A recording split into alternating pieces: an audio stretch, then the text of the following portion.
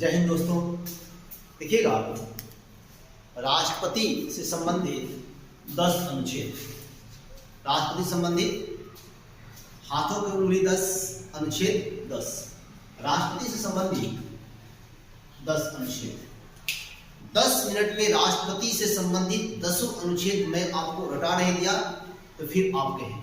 देखिएगा कि राष्ट्रपति से संबंधित 10 अनुच्छेद। राष्ट्रपति प का निको का, याद रखिएगा, प का निको का दुयो दशम, प का निको का दुयो दशम, यानी राष्ट्रपति पद की जो व्यवस्था है वह भारतीय संविधान के अनुच्छेद 52 में है।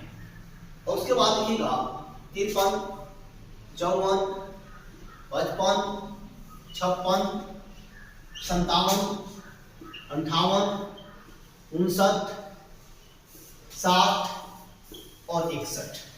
यानी हम कह सकते हैं कि राष्ट्रपति से संबंधित 10 अनुच्छेद 10 मिनट में हाथों की उंगली 10, उंगली मोड़िए, अनुच्छेद खत्म। देखिएगा दोस्तों, आप हमारे श्रेया चैनल को सब्सक्राइब करें, लाइक करें, अपने दोस्तों को शेयर करें, ताकि हमारा मिशन मोड आप सभी तक पहुंचे। आते हैं पॉइंट पे कि राष्ट्रपति से संबंधित 10 अनुच्छेद।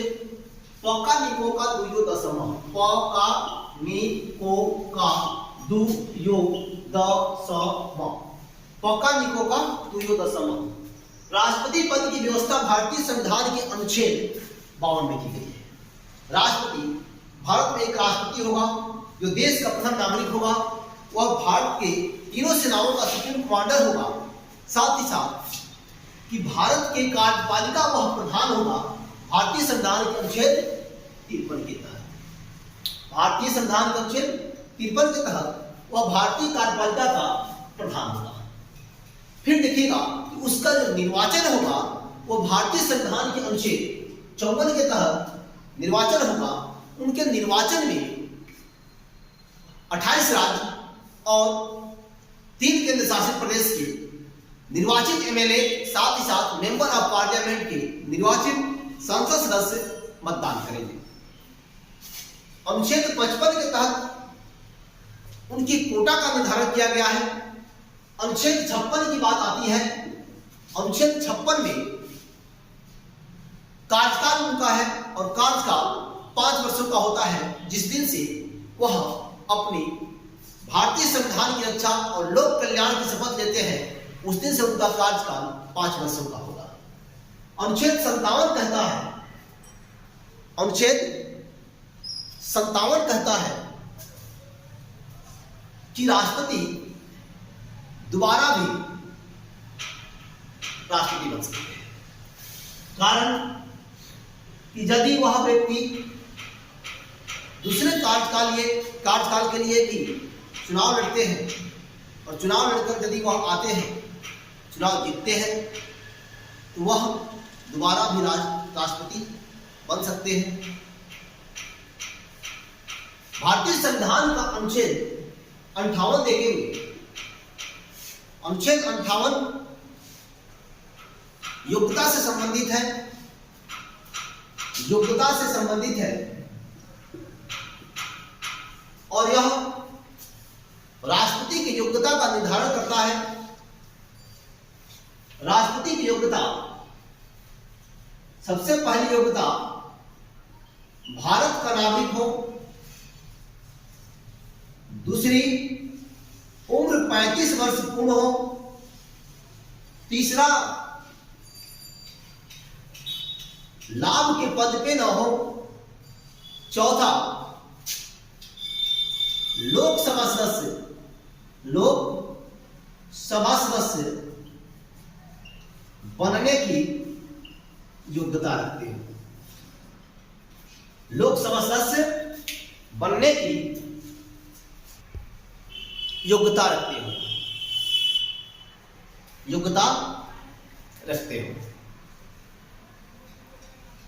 यह राष्ट्रपति की योग्यता है और योग्यता का निर्धारण भारतीय संविधान के अनुच्छेद 58 में किया गया है।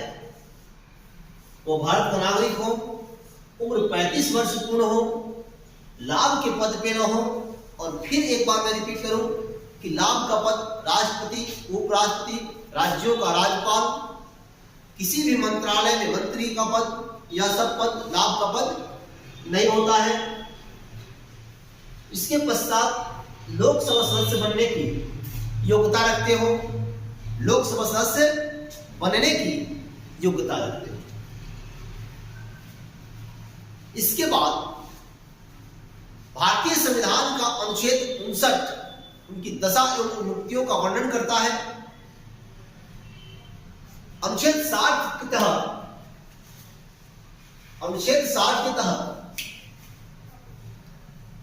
वह संविधान की रक्षा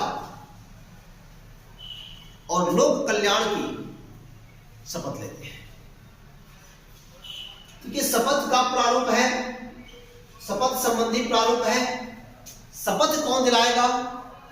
सर्वोच्च न्यायालय का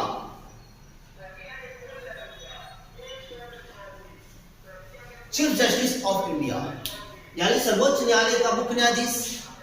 यदि मुख्य न्यायाधीश अनुपस्थित है तो सर्वोच्च न्यायालय का वरिष्ठतम न्यायाधीश ही राष्ट्रपति को संविधान की रक्षा एवं लोक कल्याण का शपथ दिलाते हैं। फिर देखते हैं कि महाभियोग इम्पीचमेंट की बात आती है और भारतीय संविधान का अनुच्छेद 61, भारतीय संविधान का अनुच्छेद 61 भारत की राष्ट्रपति पर महाभियोग प्रक्रिया चलाने की अधिकार देता है। कब? यदि वह अपने पद का दुरुपयोग करते हैं, उस घड़ी में उनके ऊपर महाभियोग लाया जाता है। वह महाभियोग किसी भी सदन में लाया जा सकता है। वह सदन लोकसभा हो या राज्यसभा। जो सदन लाती है वह अपने सदस्यों के 1/4 लिखित हस्ताक्षर से पीठासीन पदाधिकारी को या अध्यक्ष को सूचित करती है। साथ ही साथ प्रथम सदन के लिए राष्ट्रपति प्रतिनिधि के माध्यम से या स्वयं उपस्थित होकर अपने ऊपर लगे आरोपों का सफाई रखते हैं। यदि इस सफाई से वह सदन संतुष्ट नहीं होता है तो वह अपने उपस्थित एवं मतदान करने वाले 2/3 बहुमत से प्रस्ताव पारित करते हैं और प्रस्ताव पारित करते ही दूसरी सदन में चला जाता है। यदि दूसरे सदन भी प्रस्ताव पारित कर देते हैं तो राष्ट्रपति अपना त्याग पत्र उपराष्ट्रपति को देते हैं और उपराष्ट्रपति इसकी सूचना सबसे पहले लोकसभा अध्यक्ष को देते हैं। कारण कि लोकसभा जनता का सदन होता है, इसलिए लोकसभा अध्यक्ष को यह सूचना दी जाती है। निर्वाचन की जहां तक बात आती है, वह निर्वाचन राष्ट्रपति का हो या उपराष्ट्रपति का, इनके निर्वाचन के समय जो पीठासीन पदाधिकारी होते हैं वह पीठासीन पदाधिकारी कौन बनाए जाते हैं? यह बहुत ही क्रांतिकारी क्वेश्चन है। दोस्तों ध्यान रखिएगा कि राष्ट्रपति के निर्वाचन के समय या उपराष्ट्रपति के निर्वाचन के समय जो पीठासीन पदाधिकारी होते हैं, जो निर्वाचन पदाधिकारी होते हैं, निर्वाचन को कराने की जवाबदेही चुनाव आयोग की होती है, जो भारतीय संविधान के अनुच्छेद 354 में है, 324 में, चुनाव आयोग 324 में है। 324 चुनाव आयोग, यानी 324 के तहत चुनाव आयोग की जवाबदेही है कि चुनाव कराना। लेकिन जो पीठासीन पदाधिकारी होते हैं राष्ट्रपति और उपराष्ट्रपति के निर्वाचन के समय, आप जानते हैं कि लोकसभा और राज्यसभा में महासचिव होते हैं। वही महासचिव राष्ट्रपति और उपराष्ट्रपति के चुनाव के समय पीठासीन पदाधिकारी होते हैं, जबकि चुनाव कराने की जवाबदेही भारतीय संविधान के अनुच्छेद 324 के तहत चुनाव आयोग की होती है। तो दोस्तों भारत की राष्ट्रपति संबंधी 10 अनुच्छेद पक्का निको का 2 दशम प का मी को का दू यो द स म। ऐसा ट्रिक आपने शायद कभी नहीं पढ़ा होगा। तो अनुच्छेद 52 से लेकर के 61 तक। तो दोस्तों, यदि हमारा यह वीडियो आपको पसंद हो तो आप हमारे चैनल को सब्सक्राइब करें, लाइक करें, अपने दोस्तों को शेयर करें। श्रेया जीएस विजन एक बार फिर आपका अभिनंदन करता है। जय हिंद, जय भारत, भारत माता की जय।